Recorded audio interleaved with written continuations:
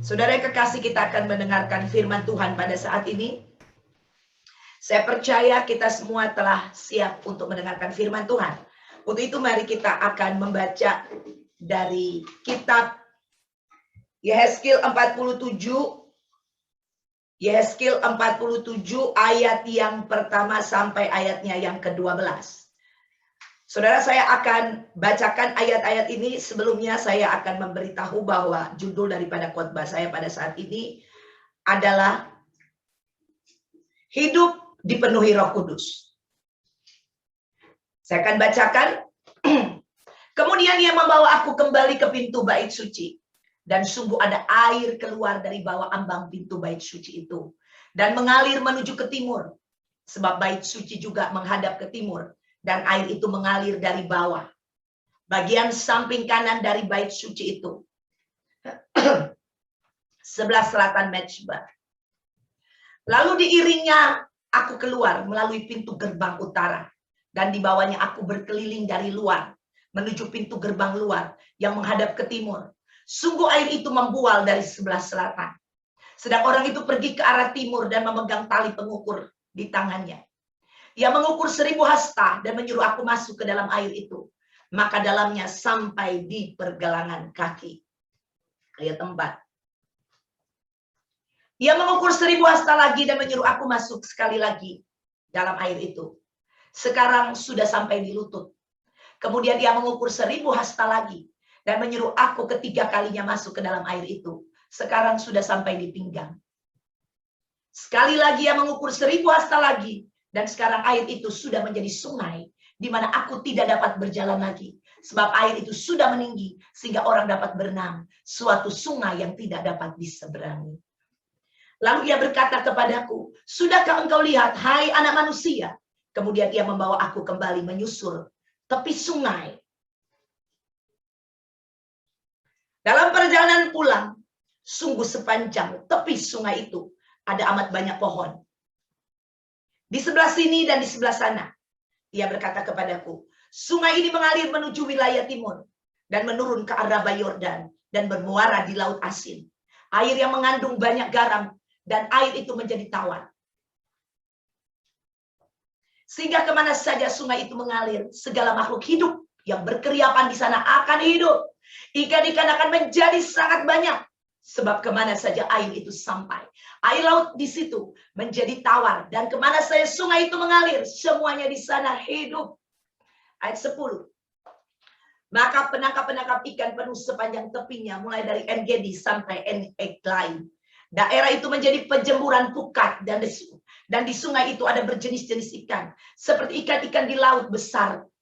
Di laut besar. Sangat banyak. Tetapi rawa-rawanya dan paya-payanya tidak menjadi tawar. Itu menjadi tempat mengambil garam. Ayat 12. Pada kedua tepi sungai itu tumbuh bermacam-macam pohon buah-buahan. Yang daunnya tidak layu. Dan buahnya tidak habis-habis. Tiap bulan ada lagi buahnya yang baru. Sebab pohon-pohon itu mendapat air dari tempat kudus itu. Buahnya menjadi makanan. Dan daunnya menyembuhkan. Daunnya menjadi obat maksudnya. Saya langsung kepada menyembuhkan. Haleluya. Saudara yang kekasih, penglihatan daripada Nabi Yehezkiel ini. Saudara, pada waktu Nabi Yehezkiel berumur 30 tahun dalam pembuangan di Babilonia. Nabi Yehezkiel sebelum dia dibuang di Babilonia, dia bukan seorang nabi. Saudara. Dan dia adalah salah satu orang yang pergi ke Babilonia pada saat itu. Dan saudara yang kekasih, pada waktu di pembuangan itu, 5 tahun waktu Nabi Yehezkiel berada di pembuangan di Babilonia, Tuhan menjadikan dia seorang nabi. Tuhan membawa dia melalui malaikatnya, membawa dia melihat satu penglihatan ini, yang tadi baru saja kita baca. Saudara, bangsa Israel ini telah dibuang, saudara yang kekasih. Mereka telah terpecah belah. Karena ulah daripada bangsa ini yang tidak setia. Bangsa ini yang tidak setia kepada perjanjian dia dengan Allah. Bangsa ini telah menyakiti hati Tuhan. Bangsa ini tidak hidup benar di hadapan Tuhan. Bangsa ini mempermainkan Allah. bangsa ini menyakiti hati Tuhan. Karena berulang-ulang kali mereka menyembah berhala. Mereka hidup di dalam kehidupan yang tidak benar. Mereka terus hidup menyakiti hati Tuhan. Dan akibat dari kehidupan mereka yang naik turun ini, kehidupan mereka yang tidak menghormati Allah, kehidupan mereka yang hidup di dalam dosa, kehidupan yang tidak benar, mengakibatkan mereka, saudara yang kekasih, mereka akhirnya terbuang. Tapi tahukah Anda bahwa Tuhan mengasihi umatnya? Tuhan mengasihi bangsa ini. Bangsa ini adalah kekasih Allah. Bangsa ini adalah bangsa pilihan Allah. Sekali Allah mengasihi, kasihnya tidak berubah. Walaupun dia disakiti, tetapi dia tetap setia terhadap kasihnya. Saudara, kasih Tuhan tak pernah berubah dulu, sekarang, sampai selama-lamanya. Manusia bisa berubah, tapi kasih Allah tidak pernah berubah. Saudara yang kekasih, penglihatan ini berbicara bagaimana Tuhan mengasihani bangsa Israel. Bagaimana Tuhan ingin memulihkan bangsa ini, sehingga bangsa ini boleh kembali kepada panggilannya. Bangsa ini boleh kembali dikasihi. Bangsa ini boleh kembali merasakan kebaikan Allah, merasakan berkat-berkat Allah. Bangsa ini boleh kembali, saudara, tunduk kepada Allah. Bangsa ini boleh kembali masuk di dalam hadirat Allah. Bangsa ini boleh kembali berjumpa dengan Allah yang mencintai mereka. Saudara, kita lihat di ayat-ayat ini, saudara yang kekasih. Kalau kita lihat di ayat 1 dan ayat 2, di mana Nabi Yehezkiel dibawa ke sana oleh seorang malaikat. Dan dikatakan kemudian dia membawa kembali. Dia membawa aku kembali ke pintu bait suci. Dan sungguh ada air yang keluar dari bawah bait suci ini, saudara. Ada air yang keluar. Kalau kita lihat, dikatakan air ini mengalir, saudara yang kekasih. Di ayat 2, dilihat dikatakan, lalu diiringnya aku keluar melalui pintu gerbang utara, dan dibawanya aku berkeliling dari luar menuju pintu gerbang luar yang menghadap ke timur. Sungguh air itu membual dari sebelah kanan. Air itu membual, saudara. Ada air yang keluar dari bait Allah. Di bawah bait Allah. Saudara, air ini berbicara tentang Roh Kudus. Saudara yang kekasih, banyak orang percaya yang cukup puas dengan kehidupannya, menjadi penonton dari kuasa kasih kebaikan Allah. Tuhan tidak menghendaki itu terjadi bagi orang percaya. Tapi Tuhan mau orang percaya, saudara, dia berada dan dipenuhi oleh Roh Allah, dipenuhi oleh Roh Kudus, sehingga dia boleh menikmati semua apa yang Allah sediakan bagi dia. Saudara yang kekasih, Allah tidak mau kita berjalan tanpa kepenuhan kuasa Roh Kudus. Dia mau setiap area kehidupan kita, dia mau setiap kehidupan kita dipenuhi oleh Roh Allah, sehingga kita boleh berjalan dengan Roh Allah yang akan memimpin kita, saudara, yang akan memimpin kita menjadi berkat, yang akan memimpin kita menikmati berkat-berkat Tuhan, yang akan memimpin kita menerima atau menikmati kebajikan Allah, menikmati semua yang Allah sediakan bagi kita. Dan dia menginginkan kita mengalir dengan Roh Kudus, mempunyai kepekaan kehidupan di dalam Roh. Saudara, Kisah Rasul 4 ayat 31 kita akan lihat bagaimana orang yang dikuasai oleh Roh Allah. Haleluya. Saudara, orang yang dikuasai atau orang yang dipenuhi oleh Roh Allah. Di Kisah 4 ayat 31. Dan ketika mereka sedang berdoa, goyanglah tempat mereka berkumpul itu. Dan mereka semua penuh dengan Roh Kudus. Lalu mereka memberitakan firman Allah dengan berani. Ini adalah orang yang dipenuhi oleh Roh Kudus. Mereka tidak ada ketakutan di dalam kehidupan mereka. Mereka dengan berani memberitakan Injil. Saudara yang kekasih, memberitakan Injil pada zaman dahulu dan zaman sekarang, saudara, sama. Bahkan zaman dulu itu orang masih sedikit, jadi penganiayaan itu langsung terjadi, saudara yang kekasih. Tetapi murid-murid ini pada waktu mereka dipenuhi oleh Roh Kudus, tidak ada lagi yang menahannya.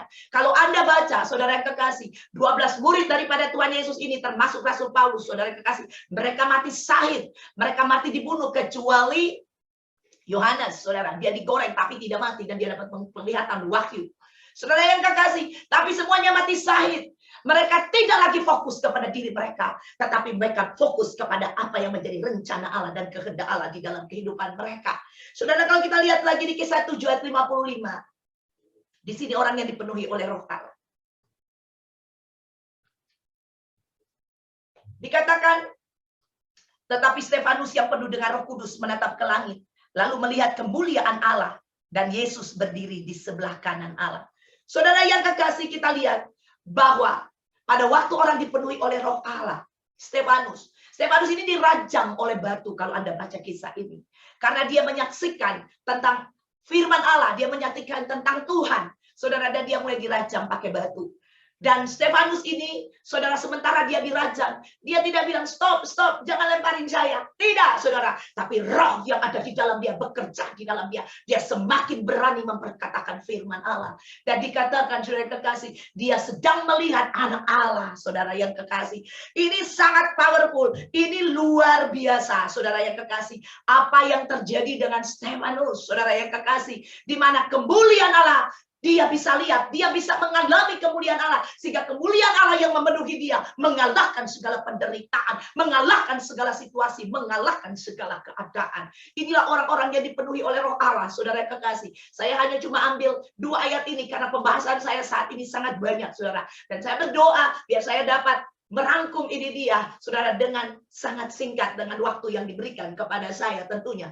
Dan saudara yang kekasih, kalau kita melihat orang-orang yang dipenuhi Roh Allah ini, itu sangat dahsyat, sangat luar biasa, saudara.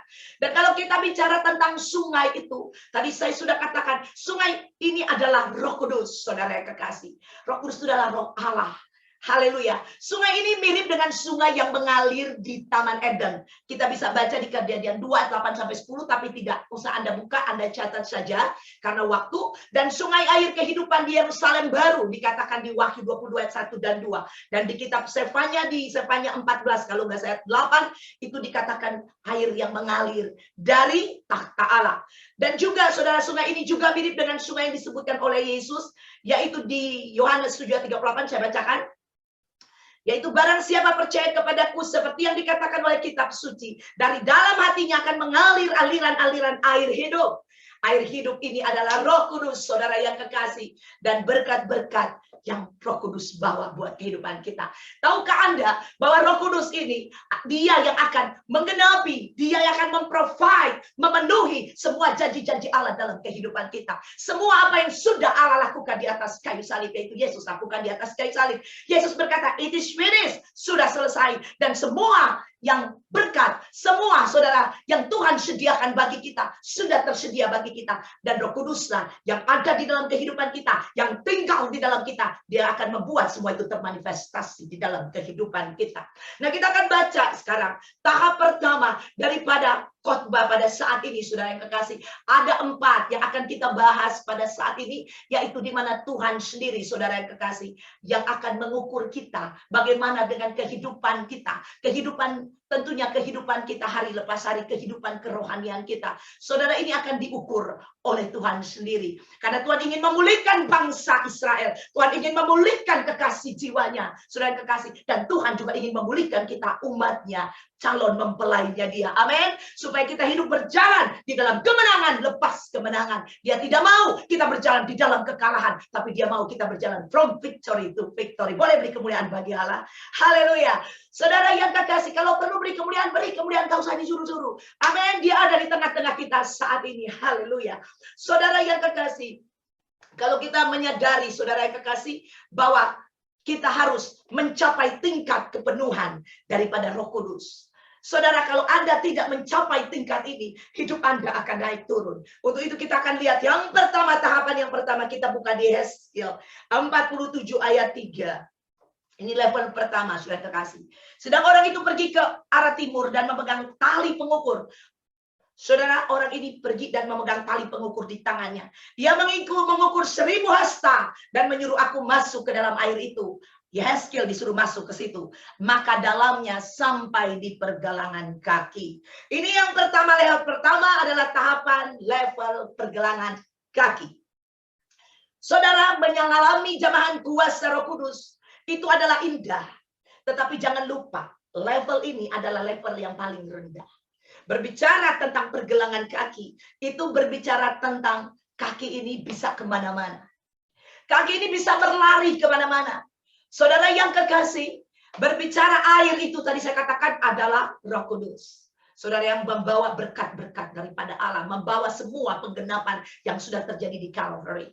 Saudara yang kekasih, Air ini adalah Roh Kudus sendiri, itu ada di bawah telapak kaki. Telapak kaki ini berbicara apa, saudara? Lari bebas. Air itu masih diinjak-injak, saudara. Artinya peranan Roh Kudus tidak ada dalam orang ini. Ini adalah Kristen baby, Kristen anak-anak yang hidupnya adalah kehidupan kedagingan, mengikuti kemana dia mau pergi, saudara. Kalau lari itu dia mengikuti kemana, dan secara cepat, berulang-ulang, saudara yang kekasih. Kekristenan seperti ini tidak akan membawa dampak ilahi sedikit pun kepada kehidupannya dan kepada lingkungan di sekitarnya. Kehidupannya adalah berbuat dosa. Kehidupannya tidak menuruti firman Allah. Kehidupannya suka-suka dia, saudara yang kekasih. Ini Kristen baik. Kalau Anda belajar tentang akhir zaman, dikatakan bahwa halaman itu tidak perlu diukur, karena itu akan diberikan kepada bangsa-bangsa untuk diinjak-injak, saudara yang kekasih. Ini berarti apa, saudara yang kekasih? Orang yang level ini, yang masih lari-lari, yang masih keikuti keinginan dagingnya, saudara yang kekasih, ini akan diinjak-injak oleh dunia. Ada amin, saudara kekasih? Dunia tidak akan melihat apa-apa dari dia. Bahkan dia diinjak-injak. Kalau garam sudah asin, sudah tawar, dengan apakah dia diasinkan? Dikatakan oleh firman Allah. Saudara, banyak orang Kristen ke gereja, tapi hidupnya tidak benar. Dan menjadi olok-olokan dunia ini. Saudara, saya minta, pada waktu Anda mendengarkan firman Tuhan, tolong fokus dan jangan kemana-mana. Jangan kemana-mana. Ini Anda lagi di hadirat Tuhan. Jangan terbiasa melakukan apa-apa. Jangan terbiasa teks. Jangan terbiasa ngapain. Sementara dengar firman Allah, Anda melakukan aktivitas yang lain. Anda harus menghormati Tuhan. Anda harus menghargai Dia. Dia adalah Allah. Dia bukan main-main. Dia bukan orang tuamu. Dia bukan adikmu. Dia bukan kakakmu. Dia adalah Allah, pencipta engkau. Pencipta langit dan bumi dan seluruh isinya. Katakan amin. Haleluya. Saudara, hormati Dia. Hormati Dia. Walaupun hanya Zoom, Dia ada di tempat Anda. Dia ada di tempat saudara. Dia ada di sini.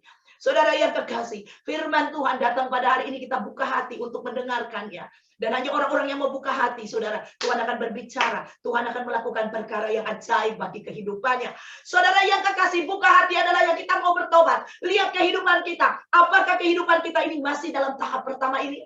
Dan kita akan lihat tahap yang berikutnya, tahap kedua. Silakan buka di ayatnya yang keempat. Ini tahap kedua. Ia mengukur 1000 hasta lagi dan menyuruh aku masuk sekali lagi dalam air itu. Sekarang sudah sampai di lutut. Kemudian ia mengukur 1000 hasta. Sampai di lutut itu dulu. Baru yang bait keduanya, kemudian mengukur 1000 hasta lagi, itu yang nomor 3. Oke, terima kasih. Jadi tahapan kedua adalah level selutut. Lutut ini dipakai untuk apa, saudara? Lutut ini dipakai untuk doa. Betul, saudara? Berdoa. Orang-orang ini sudah masuk. Yang level 1 tadi udah terima Tuhan juga. Dan orang ini juga terima Tuhan Yesus, sudah percaya kepada Tuhan. Tapi levelnya masih level kedua. Saudara, Tuhan mengukur. Yang mengukur adalah Allah. Jadi Anda nggak bisa lari dari pengukuran itu. Anda nggak bisa bilang, Tuhan aku levelnya 3 loh, level 4. Tidak, Dia yang tahu. Dia ukur Anda. Amin, saudara kekasih. Dan level kedua adalah orang-orang yang berdoa. Saudara, doa adalah sarana di mana Tuhan mau supaya Dia mau mendengarkan doa-doa kita. Dan orang-orang di level 2 ini, saudara, ini kalau di lutut dia masih bisa jalan, masih bisa, saudara. Bahkan kalau olahragawan yang kuat, dia masih bisa lari dengan segitu. Ya, ada Ibu Diana di jemaat ini, dia adalah pemain bulu tangkis, ya dia juara dunia, jadi latihannya keras. Dia bilang itu latihannya itu di pasir, latihannya salah satunya di pantai, saudara yang kekasih. Dan mungkin kalau saya nggak bisa lari kalau selutut, mungkin dia bisa, saudara. Ya, kalau orang yang kehidupan dunia banget, ya itu mungkin dia masih bisa lari, saudara yang kekasih, di air selutut ini. Dan ini berbicara tentang orang sudah punya kehidupan doa, tetapi kehidupan doanya itu hanya difokus kepada dirinya sendiri. Orang yang egois, orang yang selfish. Jadi mengikut Tuhan karena saudara, ikut Tuhan karena mau berkat. Ikut Tuhan supaya Tuhan memenuhi kehidupannya. Boleh nggak kita dipenuhi kehidupannya? Saudara, tanpa Anda minta pun Dia sudah sediakan itu bagimu. Katakan amin. Haleluya. Tapi Dia tidak mau engkau mengikuti Dia hanya karena berkatnya. Ada orang di sini mau kau dikawini karena suka berkatnya, nggak suka sama orangnya, hanya suka uangnya, tidak mau orangnya. Nggak ada yang mau. Demikian Tuhan juga, Dia nggak mau. Ada mengikuti, Dia hanya mau berkatnya. Saudara yang kekasih, saya nggak mau bahas terlalu banyak karena nanti habis waktu saya. Bangsa Israel, mereka hanya mau berkatnya. Saudara, makanya mereka menjumal di padang gurun. Mereka bilang lebih baik tinggal di sana, ya lebih baik tinggal di Mesir. Saudara, mereka bergumul. mereka komplain kepada Tuhan, padahal Tuhan sudah menyediakan tanah Kanaan yang penuh susu dan madu buat mereka.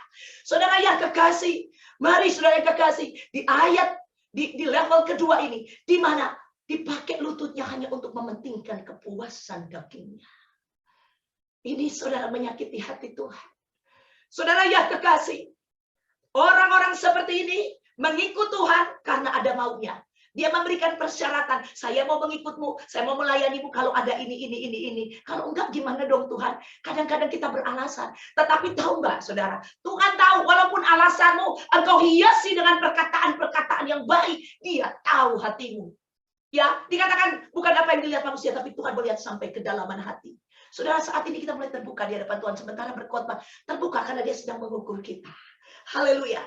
Itu yang nomor 2. Saudara, dan orang yang nomor 2 ini, saudara, sebenarnya kalau dia melangkah lebih dalam lagi, sebenarnya Tuhan sedang menyediakan sesuatu yang luar biasa di depan sana. Tetapi dia hanya stuck, fokus kepada diri dia. Gak peduli dengan orang lain.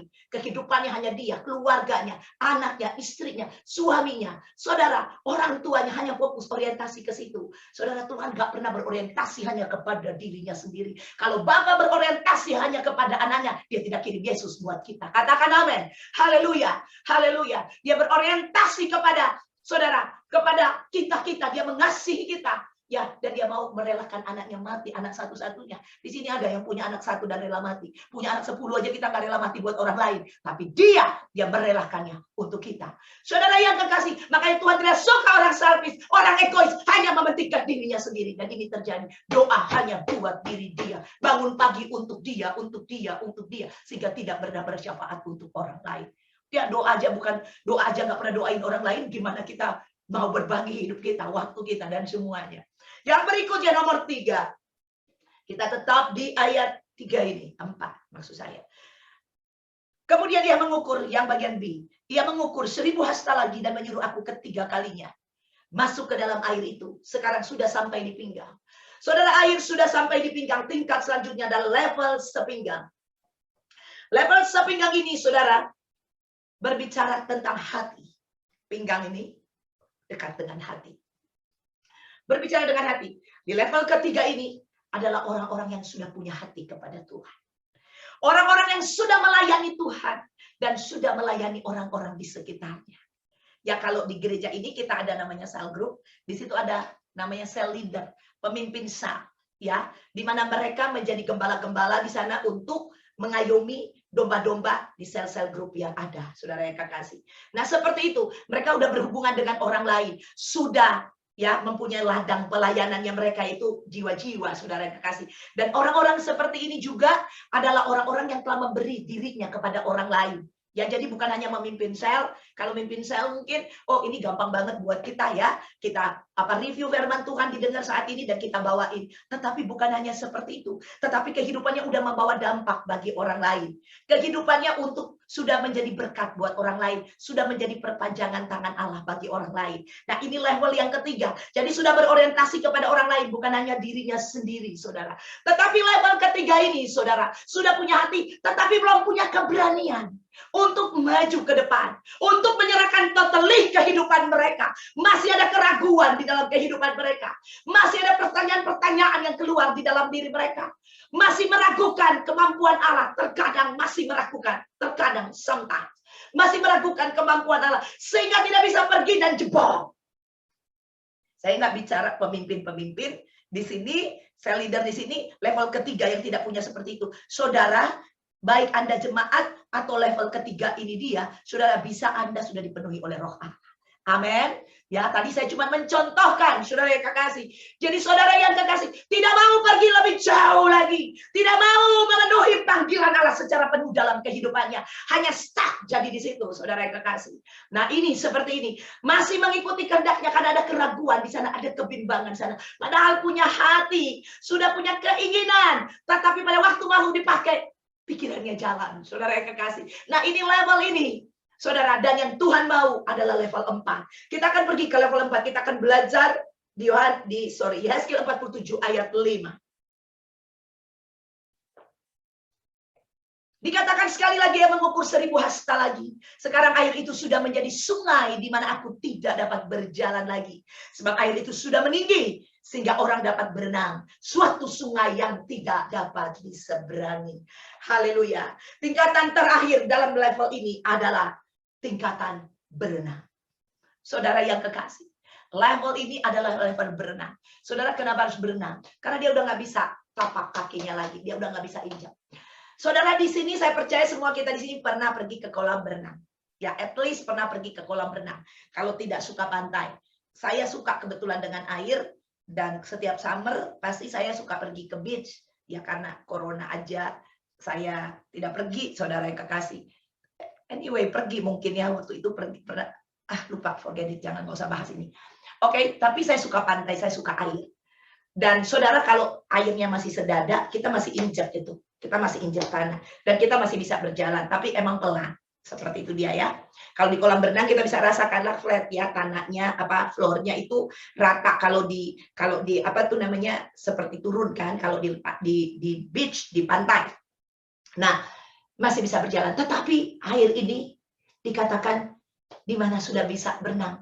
Berenang bukan karena mau berenang. Saudara seperut aja kita kalau bisa berenang, kita bisa berenang. Tetapi ini berenang karena sudah tidak bisa diinjak lagi. Artinya air itu sudah memenuhi. Ya, sudah di atas kepalanya. Inilah kehidupan yang dipenuhi oleh Roh Kudus. Saudara, di mana seluruh area kehidupannya tidak ada lagi tempat atas dirinya. Atas dunia ini. Tahu nggak ada tempat dirinya? Tidak, bukan kita lagi yang berkuasa. Udah Roh Kudus 100% yang menguasai seluruh area kehidupan kita. Amin. Saudara yang kekasih, bukan kita lagi. Saudara, kita telah dieksekusi. Kita telah mati, dikatakan. Tapi Kristus yang hidup di dalam kita. Boleh bilang amin? Haleluya. Saudara yang kekasih, inilah kehidupan yang Tuhan mau. Orang-orang yang dipenuhi oleh Roh Kudus. Mereka berenang mengikuti aliran air itu. Saudara yang kekasih, karena air sungai itu sangat deras. Dia sedang menuju ke laut. Air ini. Ya saudara. Dia sedang menuju kemana? Dia akan bermuara nanti di laut mati. Ya, saudara, dia sedang mengalir begitu deras. Dan saudara, berenang itu bukan dengan kekuatannya. Dalam arti dia ada di atasnya. Dan dia mengikuti aliran-aliran sungai itu. Amin. Saudara yang kekasih, tidak lagi memakai kekuatannya. Tapi dia memakai kekuatan Roh Kudus yang akan membawa dia, saudara. Haleluya. Orang-orang seperti ini adalah orang-orang yang menghasilkan buah. Orang-orang yang berbuah pada setiap musim di dunia ini. Walaupun musim tidak ada musim buah. Tetapi dia tidak tetap berbuah. Amin. Tidak mengenal situasi dan keadaan. Dia akan tetap berjalan menghasilkan buah. Buah roh ada di dalam kehidupannya. Saudara kekasih, karunia-karunia roh berjalan di dalam kehidupannya. Orang ini adalah orang yang mempunyai sungguh-sungguh hati kepada Tuhan. Dan merelakan dirinya dibawa kepada oleh Tuhan. 100% dia trust akan Allah. Saudara tidak menahan apa yang menjadi kepunyaan Allah. Tetapi dia sadar hidupnya aja punya Tuhan. Apalagi cuma yang ada di tanganmu. Itu bukan punya dia. Tapi punya Allah. Dia akan menyerahkan semuanya kepada Allah, memberikan untuk dipakai oleh Allah, menjadi perpanjangan tangan Allah. Amin. Saudara yang kekasih, dia akan menjadi perpanjangan tangan Tuhan bagi dunia ini. Orang-orang seperti ini akan mentaati Roh Kudus sepenuhnya, hidupnya kudus, berjalan sesuai dengan kehendak Allah. Dan orang-orang yang seperti ini adalah orang yang tidak bisa diam mulutnya. Dia akan terus menceritakan kebaikan Tuhan. Dan dia akan terus menceritakan Injil, menceritakan Yesus kepada orang lain. Saudara kekasih, dia tidak tahan melihat ada orang-orang yang tidak diselamatkan. Setiap berjumpa dengan orang-orang, hatinya dipenuhi oleh Roh Allah. Hatinya dipenuhi oleh belas kasihan, compassion Allah untuk memberitakan Injil. Ini adalah orang-orang yang dipenuhi oleh Roh Allah.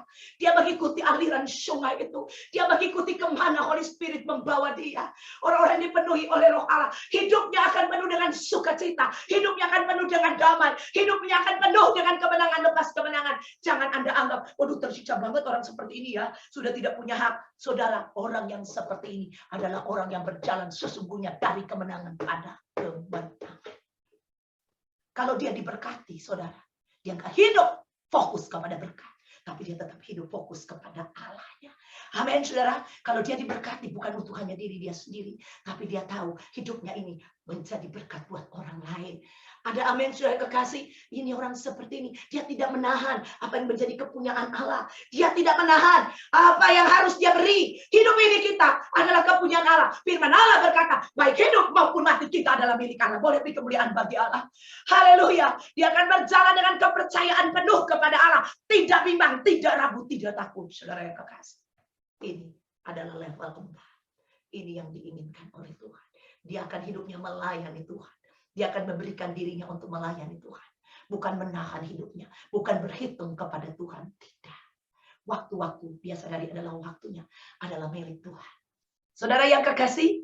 Orang-orang seperti ini adalah orang-orang yang berjalan penuh di dalam kehendak dan rencana Allah. Ini yang Tuhan mau. Ini yang Tuhan inginkan. Bangsa Israel dipulihkan. Sehingga bangsa Israel boleh menikmati apa yang Tuhan sediakan bagi mereka. Kita akan lihat ayat 8. Apa yang Tuhan sediakan untuk orang-orang yang masuk kepada level 4 ini. Saudara, ini yang Tuhan sediakan bagi mereka. Kita lihat ayat 8. Ia berkata kepadaku, sungai ini mengalir menuju wilayah timur dan menurun ke arah Yordan dan bermuara di Laut Asin. Airnya yang mengandung banyak garam dan air itu menjadi tawar. Saudara perhatikan, jangan ditutup dulu.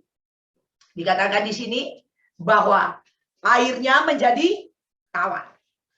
Ini di Laut Asin pada waktu ketemu dengan air itu menjadi tawar. Saudara, kalau kita berbicara Laut Asin, saudara, Laut Asin ini adalah laut mati sebenarnya. Oke, selesai. Tolong dikeluarkan. Ini berbicara tentang laut mati. Laut mati di sini, saudara kekasih, adalah laut yang mengandung kadar garam yang sangat tinggi. 7 kali lebih tinggi daripada laut yang sebenarnya. Kita pernah pergi ke laut dan kita rasa ya, yang berenang itu pasti pernah cicipin itu air garamnya. Ya, asin, saudara kekasih. Nah, di laut mati ini 7 kali lebih hebat. Ya, dan di laut mati ini tidak ada kehidupan, tidak ada ikan di sana. Anda nggak boleh mancing ikan di sana, nggak ada kehidupan, ya, karena kadar garamnya sangat tinggi, saudara yang kekasih, 7 kali lipat lebih tinggi.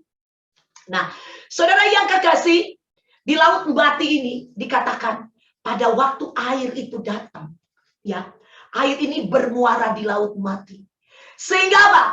Ada kehidupan di sana. Ini berbicara, saudara yang kekasih, tentang kehidupan. Ya, di mana Yesus datang untuk memberi kita apa? Hidup, dan hidup di dalam kelimpahan. Nah, saudara yang kekasih, kalau kita berbicara Roh Kudus, saudara, Roh Kudus ini, saudara, adalah roh yang membawa kehidupan. Di mana dia membawa kehidupan buat kita. Amin.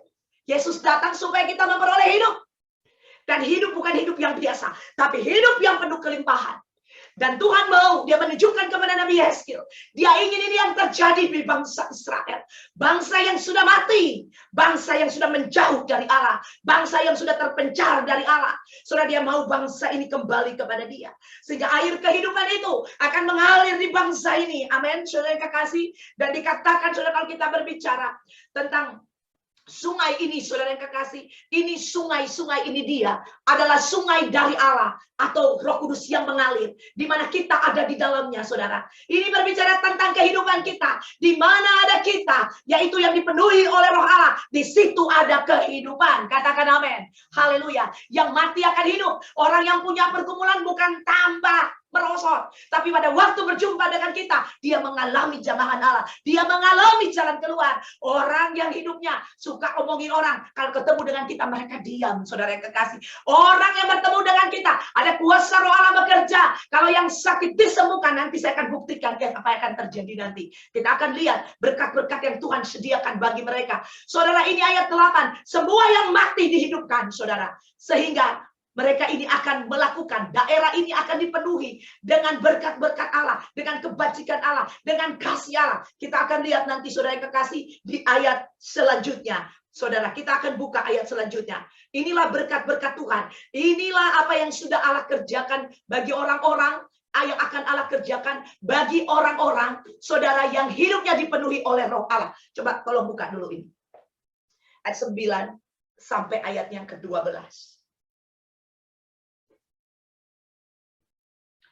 Perhatikan di sini. Ayat 9 dan 12. Sehingga kemana saja sungai itu mengalir. Sekali lagi, sungai ini, ya air, ada air di dalam itu, Roh Kudus. Segala makhluk hidup yang berkeriapan di sana akan hidup. Haleluya. Yang mati akan hidup. Ya. Ikan-ikan akan menjadi sangat banyak. Yang tadinya nggak ada ikan, ikannya datang, berkatnya datang, saudara. Sebab kemana saja air itu sampai, air laut di situ menjadi tawar. Haleluya. Yang mati, saudara, penuh asin di sana jadi tawar, terjadi kehidupan. Maka penangkap-penangkap ikan penuh sepanjang tepinya, mulai dari En-Gedi sampai Eglaim. Daerah itu menjadi penjemuran pukat. Di sungai itu ada berjenis-jenis ikan, seperti ikan-ikan di laut besar, sangat banyak.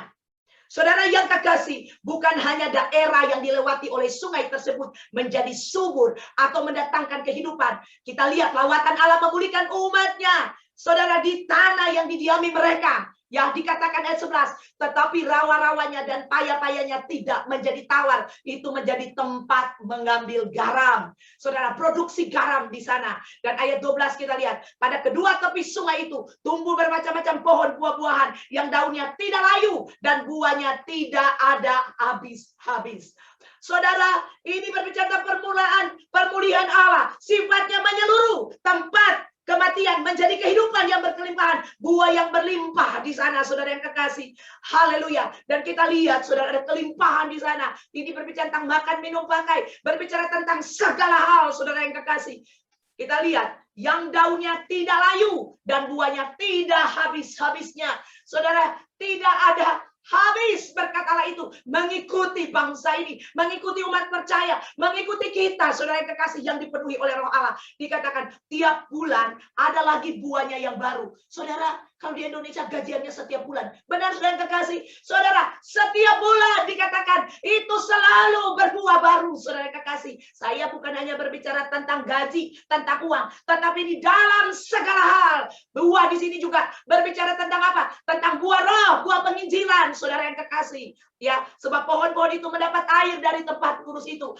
Pohon-pohon ini koneksi dengan air itu, berbicara dengan kuasa Roh Kudus, dengan Roh Allah, dipenuhi oleh Roh Allah. Buahnya menjadi makanan, saudara yang kekasih, dan daunnya apa? Menjadi obat. Daunnya menyembuhkan semua yang dialiri oleh air itu, yang mengalir dialiri oleh air itu. Saudara, semuanya menjadi hidup.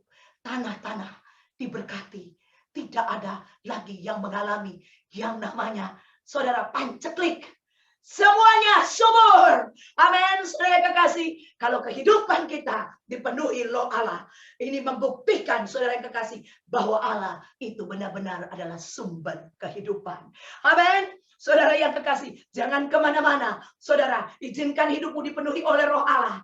Tidak ada area di dalam kehidupanmu yang tidak dipenuhi oleh Roh Allah. Dan biar sumber kehidupan itu memenuhi engkau. Dan setiap hari engkau berjalan dengan air kehidupan itu. Dengan Roh Allah. Anda siap dipimpin pada seluruh kebenaran. Anda siap menikmati berkat-berkat Allah. Anda siap menikmati perjanjian Allah. Dan siapkan waktu-waktumu untuk bersekutu dengan Roh Kudus. Punya kepekaan dengan dia. Sehingga pada waktu dia mengajak Anda untuk belok kanan, Anda tahu harus belok kanan. Dia mengajak Anda harus belok kiri. Anda tahu itu harus belok kiri. Anda mengalir bersama dia. Kemana dia akan bawa Anda. Dan saya percaya orang-orang yang dipenuhi oleh Roh Kudus, orang-orang inilah yang akan memenuhi kehendak Allah dan akan memenuhi rencana Allah sampai pada akhirnya. Nama Tuhan dipermuliakan. Beri kemuliaan bagi Tuhan.